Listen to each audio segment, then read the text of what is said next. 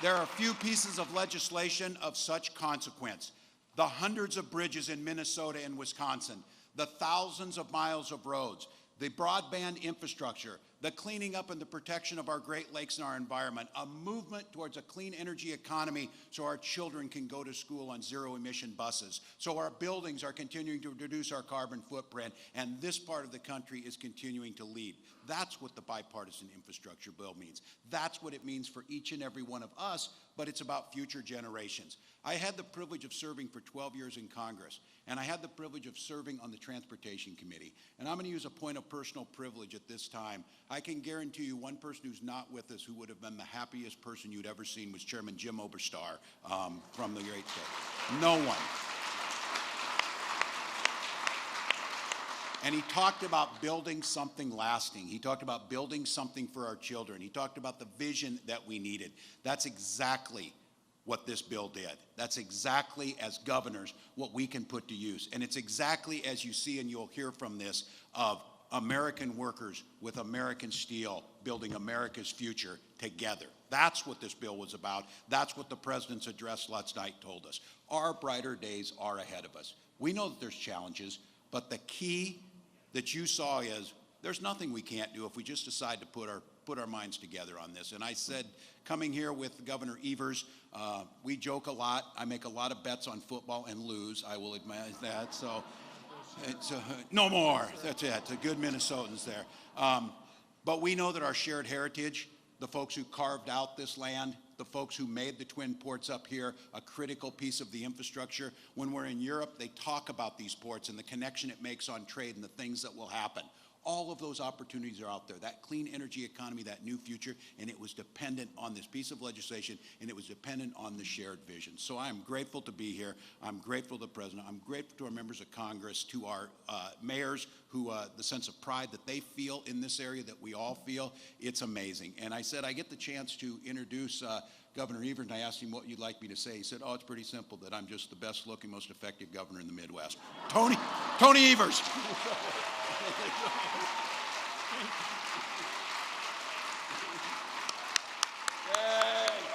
Thank you. Good afternoon, Wisconsin. Good afternoon, Wisconsin. I am. And humble. And humble. Damn humble.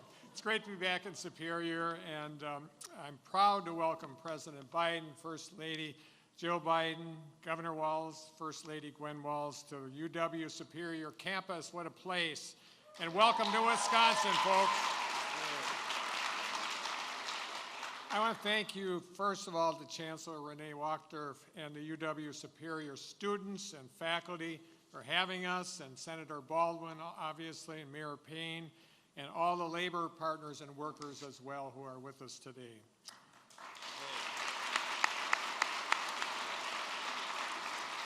You know, it's clear from the President's speech last night that he's committed to building an economy that works for everyone.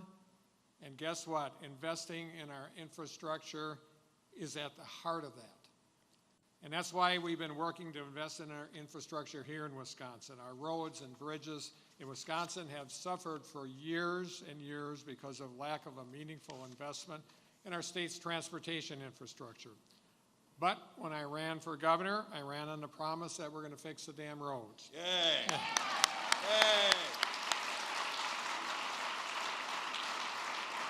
And I'm glad to say that we've improved more than 1,770 miles of highways and bridges, and more than 1,250 bridges. In fact, if you laid out those highways end to end, you could just about drive to Platteville and Denver and back. How about that, Wisconsin?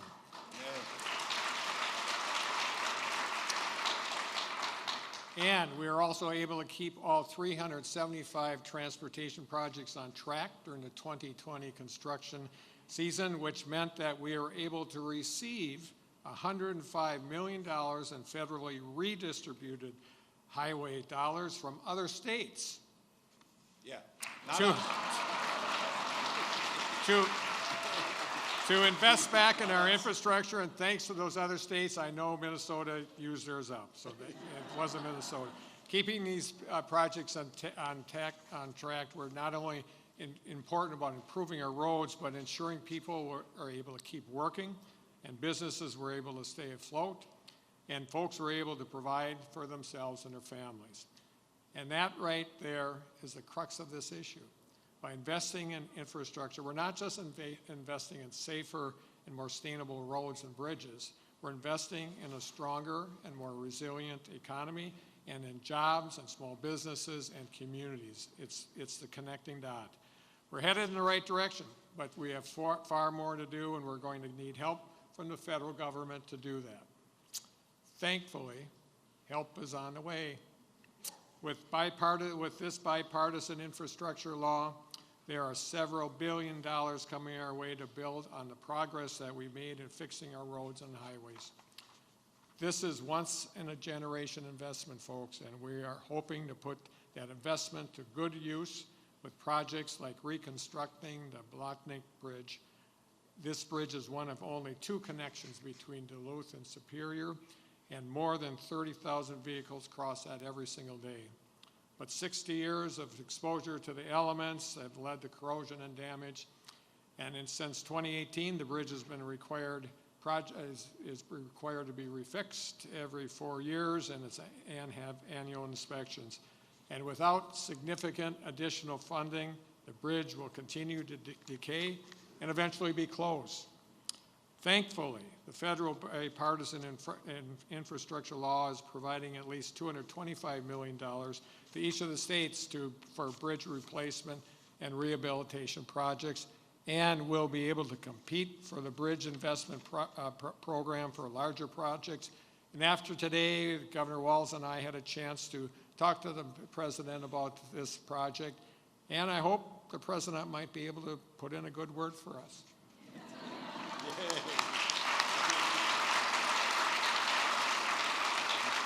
And this is bigger. It's bigger than just the bridge between our 2 states. Governor Walz and I know that investing in our infrastructure is about building the kind of future that we want for our states and improving the quality of life for Wisconsinites, Minnesotans, and folks across this country. Look forward to continuing this partnership between our states and the Biden administration as we work to build on that future. So again, thank you, President Biden. Thank you, leaders from Washington that came to be with us today. And thank you all for being here. Well said. Good. Well said.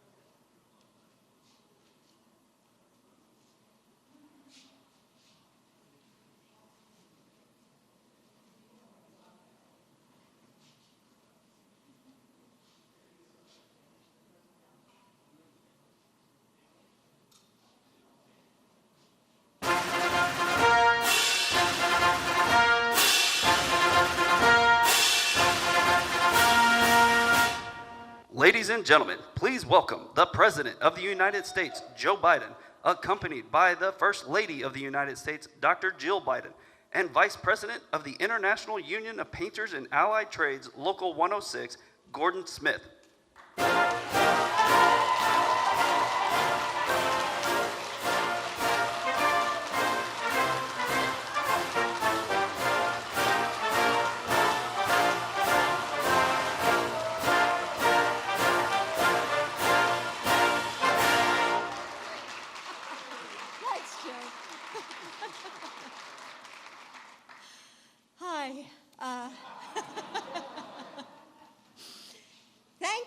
Well, and that's the band, I presume, right? Thank you to the band. Great job. Great job. You know, it's wonderful to be in Superior and Duluth, and places that mean so much to Joe and me, and with all of our friends.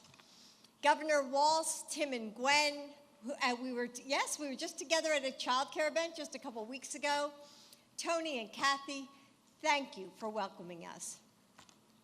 And thank you to all of our elected leaders. So we traveled here just an hour ago, I guess, from Washington. And you really have a great bunch of representatives with lots of energy, and they're a lot of fun to travel with.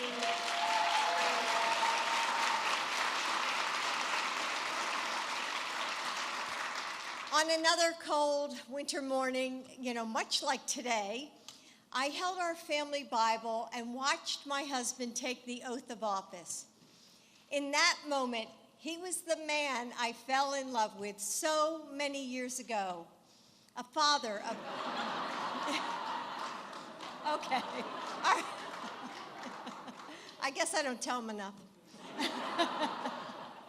A father of two boys standing in the wreckage of unthinkable loss, who stitched a broken family together with grit and grace. He was the man who took the train home to Delaware every night because he knew that showing up for the smallest moments can sometimes mean the most.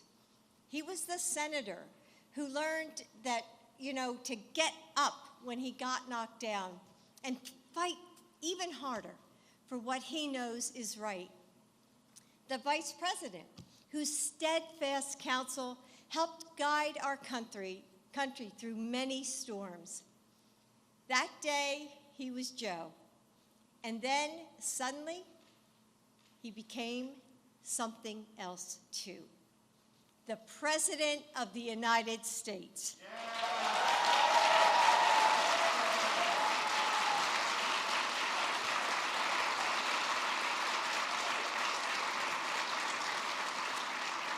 It felt like Americans across the country were holding their breath in the aftermath of 4 years of chaos.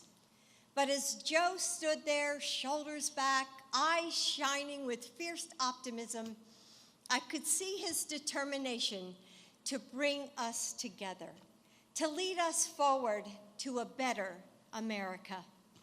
And every day since, he has worked to do just that. Millions of families have been able to send their children back to school and find jobs and catch up on bills. They've been able to finally take a breath. We still have a long way to go.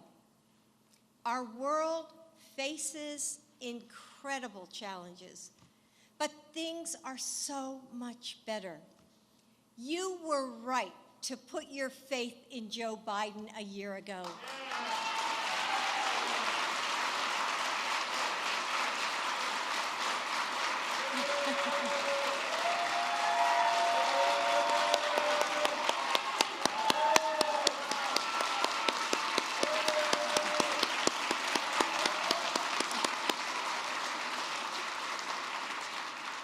Because in the face of uncertainty, he is unshakable.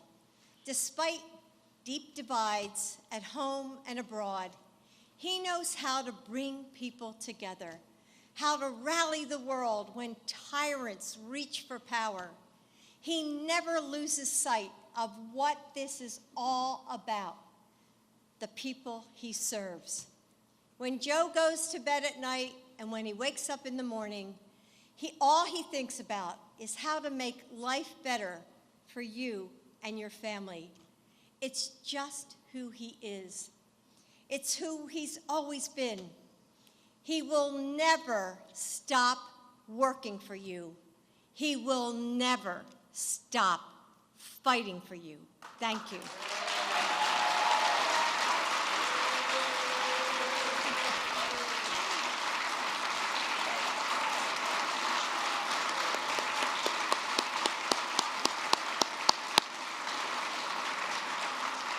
Now, I want to bring up our next speaker, a painter, a father, a mentor, a man who knows the meaning of union strong.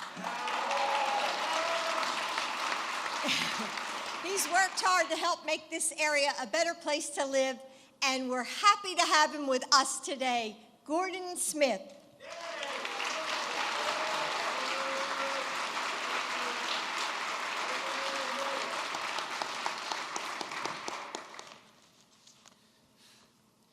My name is Gordy Smith, and I'm a member of the International Union of Painters and Allied Trades, District Council 82, Local 106. I am honored to be with you here today. I've been a painter for 31 years, but I started as a non-union painter. I became a member of the IUPAT when our shop was organized in the early 1990s. I was younger at the time and didn't understand unions, but taking that action really made my life better for me and my family.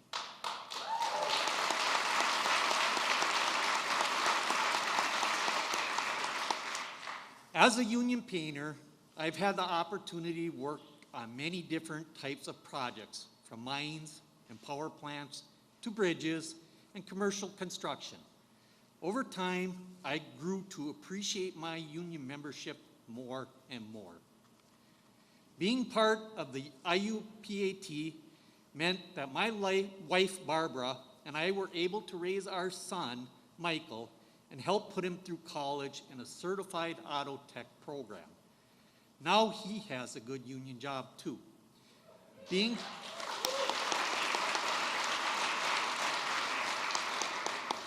Being part of the IUPAT has given me not only just a job, but a career. Every worker, even you, can have the same opportunity I've had. For many years, those of us in the building and construction trades have heard the promise of massive infrastructure investment, but those promises were never kept. President Joe Biden and his team have finally delivered on that promise.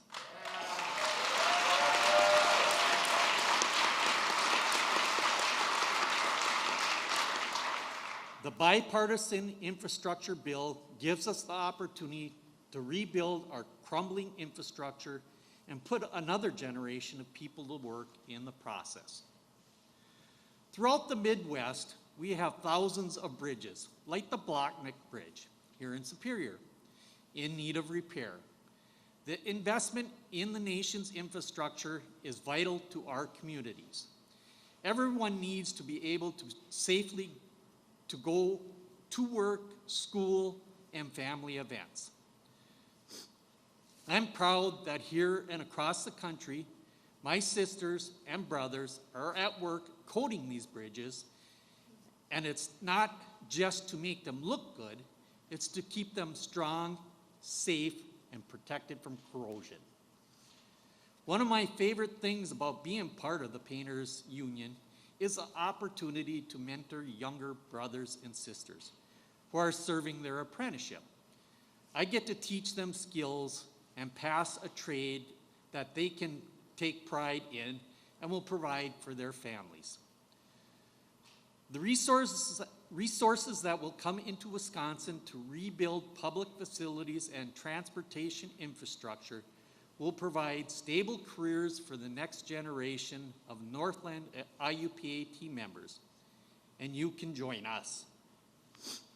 I'm not someone who often gets up in front of people to share a piece of my story, so I certainly never thought one day I'd share the stage with the president.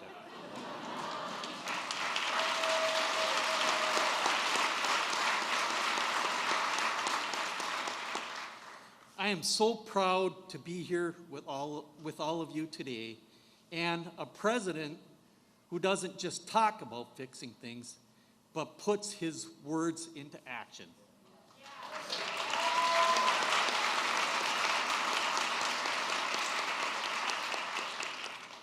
Ladies and gentlemen, it is my honor to introduce the President of the United States, Joe Biden.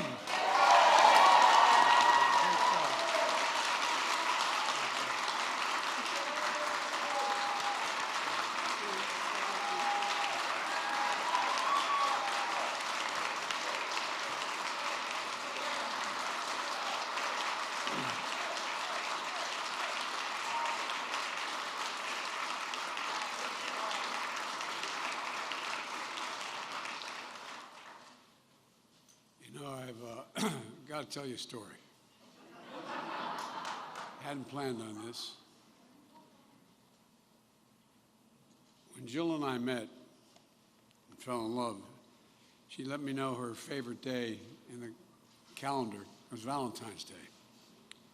The first Valentine's Day that we were together when I was vice president, the vice president's office faces the Eisenhower building, a big granite building you see on the other side of the White House.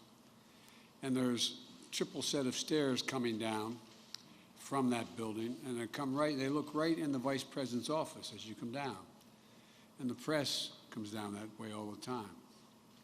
And so the night before this Thanksgiving, this Valentine's Day, the first one, Jill got, as a typical professor-teacher form, she got the maintenance guys to bring up a 16-foot ladder.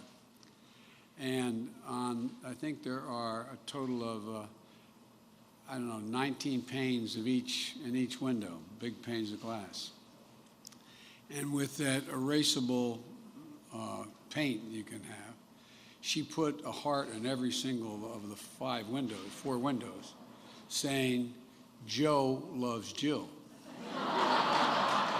And that night, my press guy got a call from CBS Morning News. Would I be on CBS Morning News to talk about Valentine's Day? He said, "You ought to do it."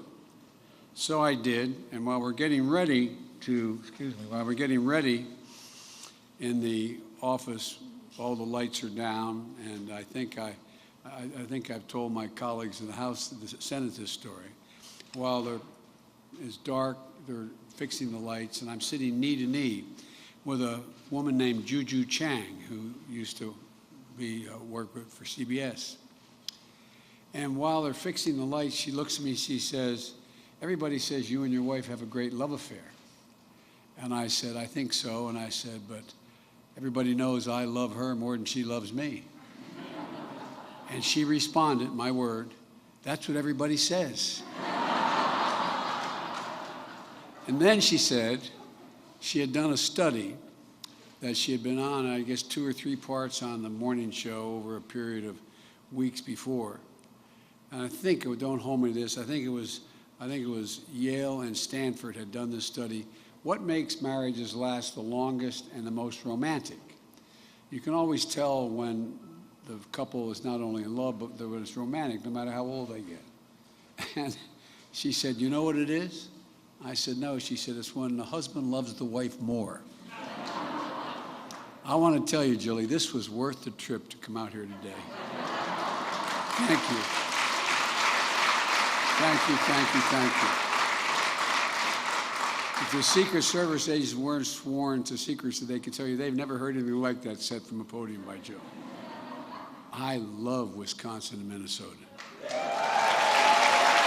you. Thank you. Hello, Wisconsin. If you can hear me across the river, hello, Minnesota. I'm Jill Biden's husband, Joe. And Gordon, thank you for that introduction. And Governor Evers and Governor Walz, and thank you both for welcoming to both your states. And Mr. Mayor, Jim Payne, thank you for the passport. And Emily from Duluth, the mayor of Duluth, when we got off the plane, I don't think she had a coat on. She had on I tell you, you're a tough kid. Thank you for the passport to both your cities. And thanks for 3 outstanding senators. And I mean that sincerely, all friends. Tammy Baldwin, Amy Klobuchar, Tina Smith, and Congressman Mark Pacone and Ron Kine.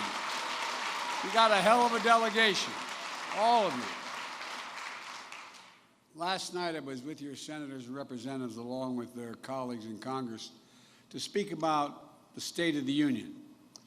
Together, we sent an unmistakable signal to Ukraine and to the world that we, the United States of America, stand with the Ukrainian people. We stand with them.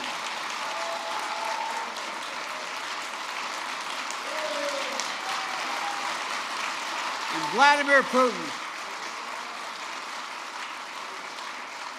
Vladimir Putin's latest attack on Ukraine is premeditated and unprovoked.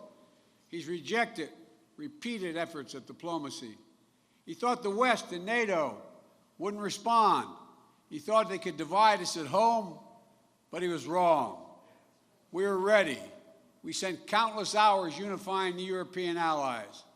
We countered Russia's lies and truth. We countered them by letting them know what was being planned. And now the free world is holding him accountable. Putin is now isolated from the world more than ever and will continue to aid the Ukrainian people as they defend their country and help ease their suffering in the process. When history of this era is written, Ukraine will have left Russia weaker and the rest of the world stronger. Folks,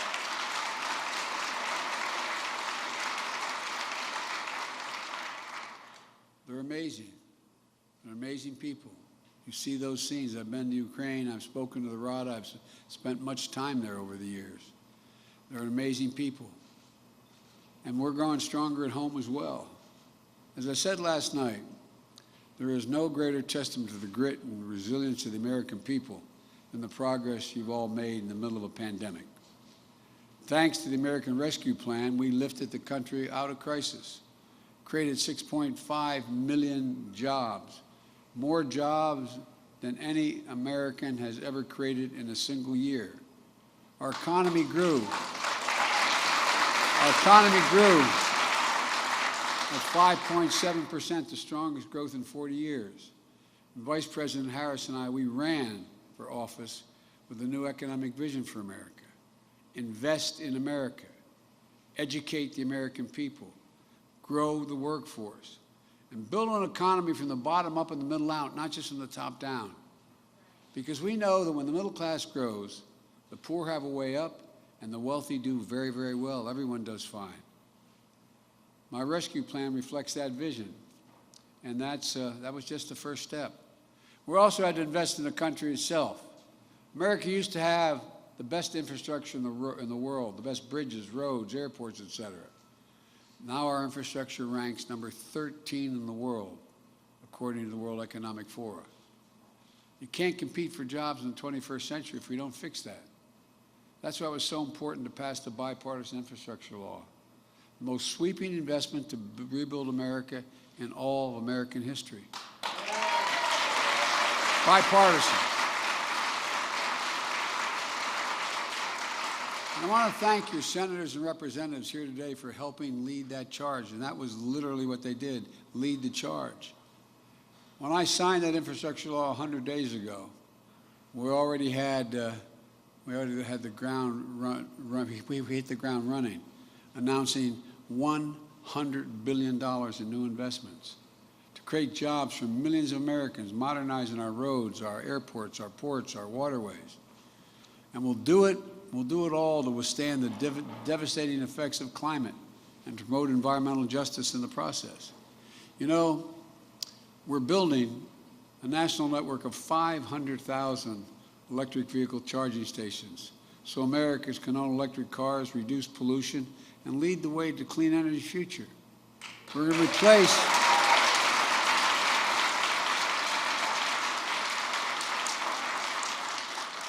that legislation is going to allow us to replace all the lead pipes in this country so every child can turn on a faucet at home or in school and drink clean water.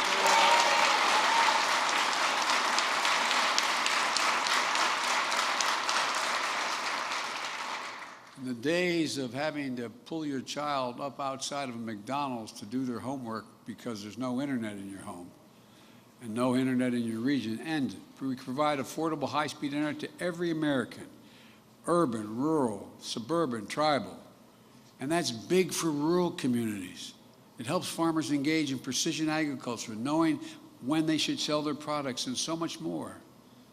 As I've announced last night, this year we're going to start fixing 65,000 miles of highway and 1,500 bridges in disrepair. Your governor is going to use some of that funding for this law to modernize one of the most important bridges in this region, the one you look out the window and see here. Look, the Blatnick Bridge, you all know this bridge well. It's a bridge that connects our cities and your cities and your state. A bridge that carries people to work and carries goods out of your port. You know, when the Husky Oil Refinery exploded in Superior back in 2018, this bridge was one that many of you took to get your families to safety. And you know it matters. But you may not know, as was mentioned earlier, the bridge is 61 years old at the end of its useful life. The corrosion over the years has lowered the weight it can sustain and safely handle. And by the way, I wasn't long ago, you may have seen in all the news clips, I was in Pittsburgh. I arrived in Pittsburgh a little early, but thank God we arrived when we did, because just 2 hours earlier, a bridge that is as high off the ground as this bridge collapsed completely. Completely. You should have seen it. It was astounding to look at. For the same reasons this bridge is in trouble. And guess what? Thank God there were only a few vehicles on the bridge. No one was killed. You should have seen it. It was astounding how no one died. Had it occurred just 3 hours later, you would have had all those school buses, all those children, all the thousands of people across that bridge. There's so many bridges this is the United States of America, for God's sake. So many bridges in a similar condition. And that is this bridge also has outdated design. Tight curves led to higher than average crash rates on this bridge. The bridge isn't alone. There are 979 bridges in Wisconsin, 661 bridges in Minnesota in poor condition, along with nearly 7,000 miles of highway between your two states that need repair. And now, after years of talking about infrastructure, we're finally getting it done. Finally. And by the way, instead of Infrastructure Week, we're going to have an Infrastructure Decade. Decade. Look.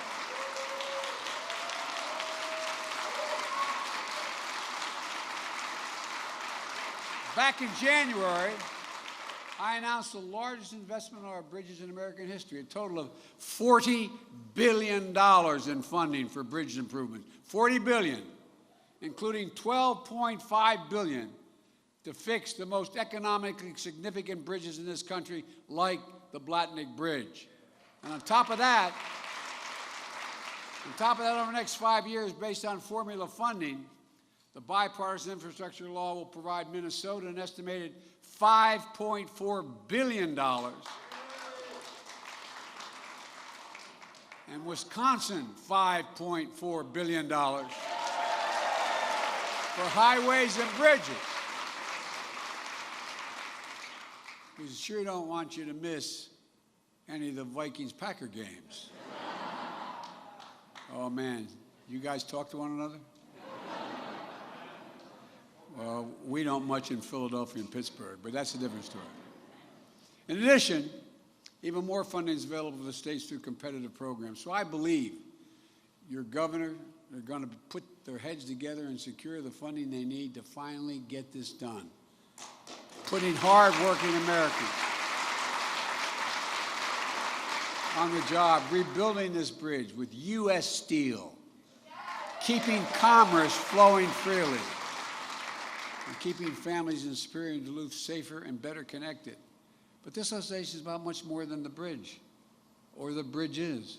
It's about opportunity. Opportunity across the region and across the country.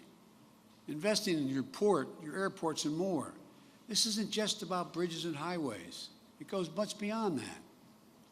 And I'm here at the intersection of all of these things. Your airport, your ports, the river, the lake, the bridges, the highways. It's also about the historic investments we're making in the Great Lakes. I don't have to tell anyone here. I went to school and I grew up on one, not grew up, but I lifeguarded on one of the Great Lakes out in Syracuse, New York. The Great Lakes provide drinking water for 41 million people. They support more than 1.3 million jobs. And 2 weeks ago, I visited Lorain, Ohio. And I announced an investment, something we've been promising a long time, all the places that have to be repaired, both in Canada and in the United States. But I announced $1 billion from the Bipartisan Infrastructure Law, accelerating cleanup of sites where polluted waters and wastewater treatments have given the Great Lakes and put them at great risk, including the St. Louis River, which flows between your states. One study found that for every dollar spending cleaning up the Great Lakes, we generate $3 to $4 in economic benefit. It's a good investment, and it's badly needed. There's more fresh water in these lakes than any other single place in the whole world. Folks,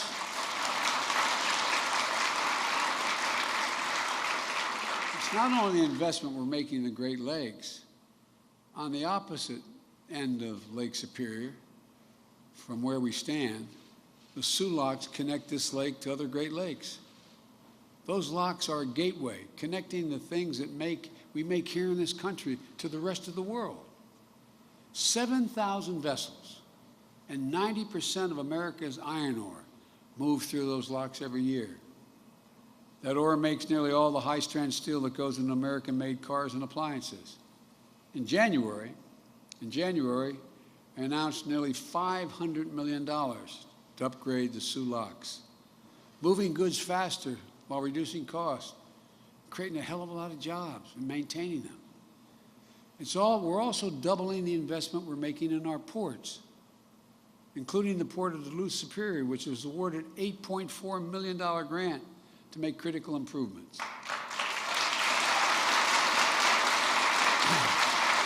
Along with a $12 million investment for the Army Corps of Engineers to reconstruct the dock wall, the vessel yard, and the Duluth Harbor Basin. Look, these investments will help fortify our port while strengthening the local economy. When we use taxpayers' dollars to build America, we buy America.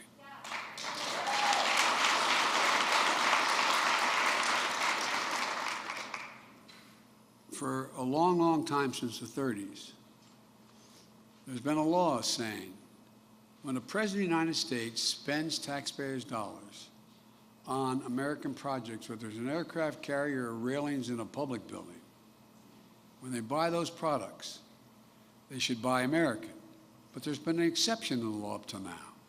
It says that if, in fact, the product is not immediately available in the United States, they can buy it abroad.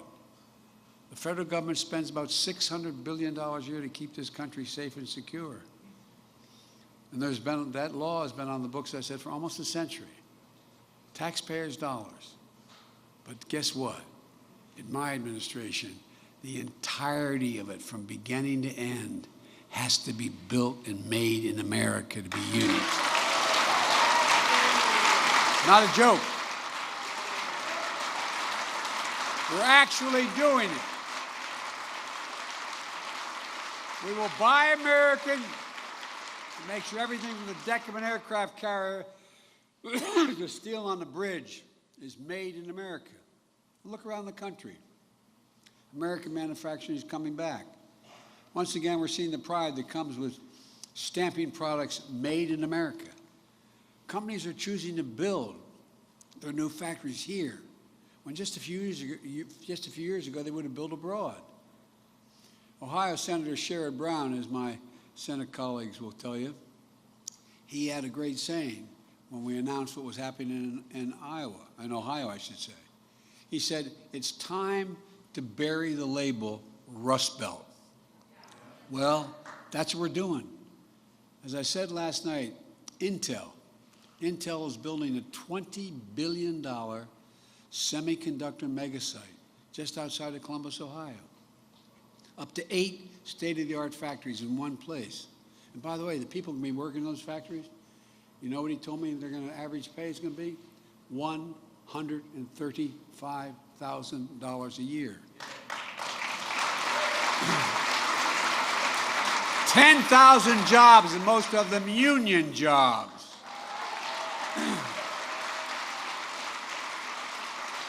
Making a computer chip the size of a fingertip.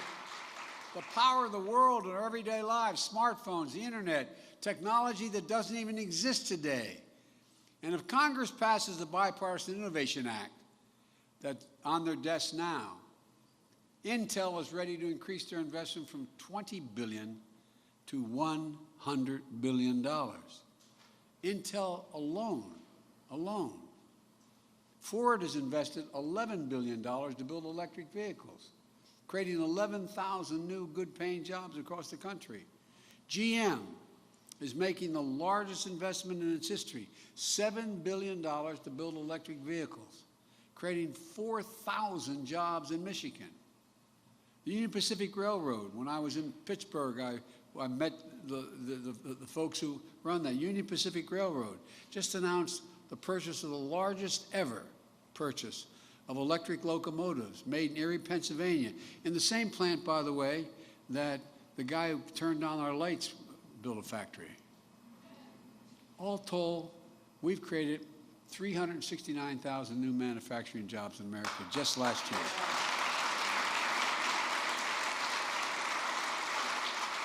Don't tell me we can't be a manufacturing center again. We can.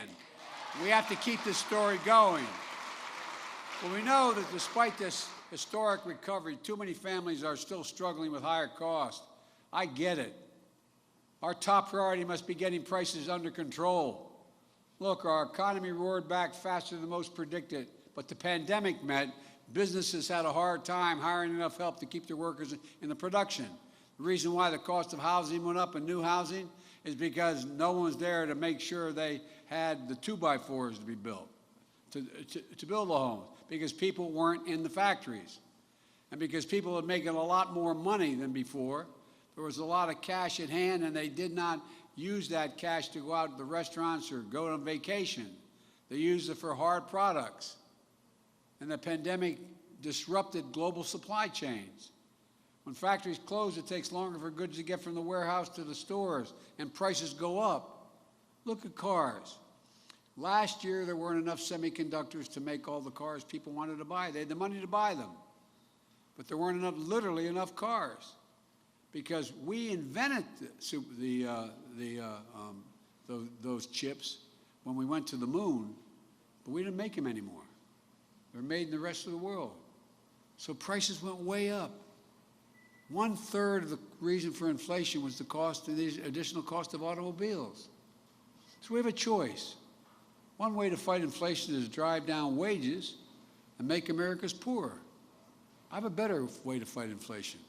Lower your cost, not your wages.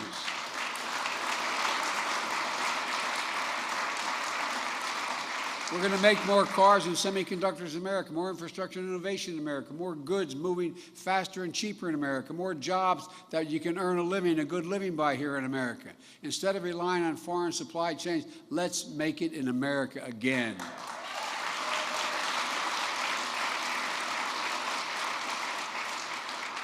There's a lot more to my plan to lower costs and lower the deficit. By the way, we're going to lower the deficit by $1 trillion this year. These guys talk about how they always are worried about us spending. We're lowering the deficit. No one's ever done that. But look, I've kept you long enough. There's a lot more I'm inclined to say, and I don't want to get going. I don't want to get wound up here. But let me close with this. Look, I am truly more optimistic about America today than I've ever been. I really mean it. We're on a path to win the economic competition of the 21st century that we face with the rest of the world. I told Xi Jinping, who I'm told I've met with more than any other world leader, that it's never been a good bet to bet against the American people, never. Given half a chance, they have never, ever, ever, ever let the country down. We're the only nation that has always turned every crisis we've faced into an opportunity. No other nation you can name has gone through a terrible circumstance and come out at the other end worse off than they were before the circumstance occurred. We're stronger today than we were a year ago. And we're going to be stronger a year from now than we are today. So let's keep building. Let's continue to give families a fighting chance. And let's meet this moment together. Folks, one last thing I'd like to say to you. The other reason why I'm so optimistic is because of the younger generation. You know, we are a country that is very diverse. And for the longest time, and we still have some serious resistance to diversity in this country. But guess what? The younger generation doesn't feel that. The generation that goes to this university, the generation that's in high school and up through age 30, look at them. Look at how they interact with one another. They make no distinctions based on race. They make no distinctions based on gender. Think of what's happening. One of the things that I'm confident about is they are together, and they want the nation to be together. And one of the things I promised I would do, and I've gotten criticized for it, but I'll just flat out admit it and I'm not going to stop. My administration is going to look like America. Look like America.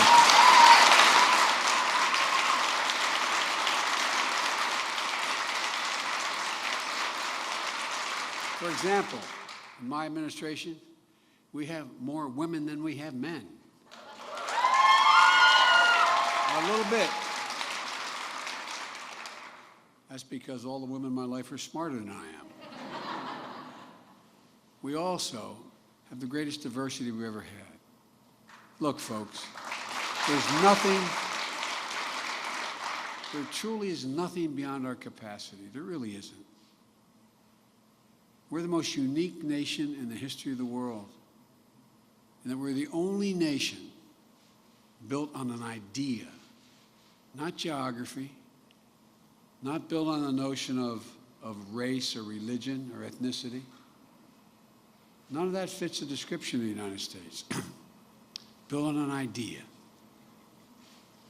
that we hold these truths to be self-evident, that all women and men are created equal, endowed by their Creator with certain inalienable rights, life, liberty, the pursuit of happiness. We've never lived up to it. We've never walked away from it. And every generation has moved that dial closer and closer and closer. And we badly need it now in a world that is so close. Look, folks, your kids are going to see more change in the next 10 years than we've seen in the last 50 because of the changes in technology and so much more. We've got to be ready. America's always been ahead of the curve because we do hold these truths to be self-evident. Again, we're not perfect, we're not even close, but we never have walked away. And Vladimir Putin was counting on being able to split up the United States. Look, how would you feel if you saw crowds storm and break down the doors of the British Parliament, kill 5 cops, injure 145, or the German Bundestag, or the Italian Parliament? I think you'd wonder. Well, that's what the rest of the world saw. It's not who we are.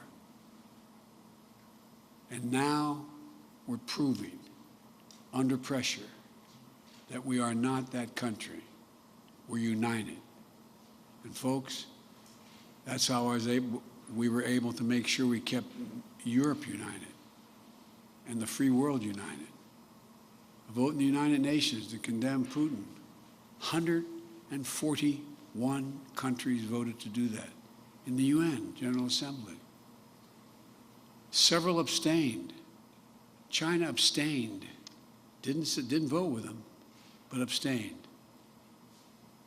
India abstained. 7 countries abstained, I think it was the number. They're alone. And they did what they did, in my view. He did what he did because he thought he could split NATO, split Europe, and split the United States. We're going to demonstrate to the whole world, no one can split this country. Thank you all so very much. Thank you.